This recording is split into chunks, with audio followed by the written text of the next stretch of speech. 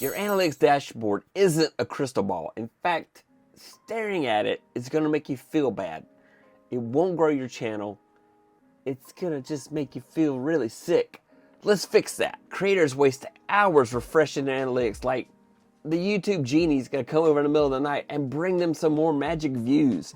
But no, it's not. Spoiler alert, it didn't. No, it's like YouTube isn't Santa Claus. I might be, but YouTube definitely isn't. Most creators check the stats like it's life or death. I'm going to die if people don't watch my video. What? Impressions, traffic sources, device type. Oh no, someone watched me on a toaster. It doesn't matter. You're just spinning in circles instead of making videos. The two numbers you need to actually care about are click-through rate and retention. Did they click on your thumbnail? And did they stick around and watch your video? In other words, click-through rate and watch time. Those things you accomplish. And if you get those things right, then your life is peachy keen.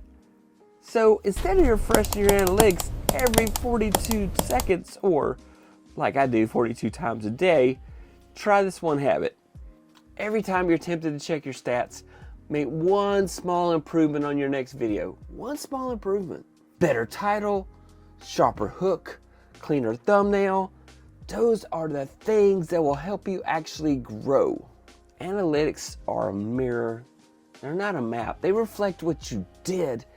They don't tell you where to go. Growth comes from testing, improving, and publishing over and over and over again. So close that analytics tab. Seriously, close it. It's just gonna stress you out, man. Just gonna stress you out. And if you hit subscribe, because in the next video, I'll destroy the biggest lies creators tell themselves. I don't have time. You do, and I'll prove it. Okay, here's my productivity hack. Make videos, not excuses. Yeah, this is gonna really work for me. I really think this is my new productivity hack.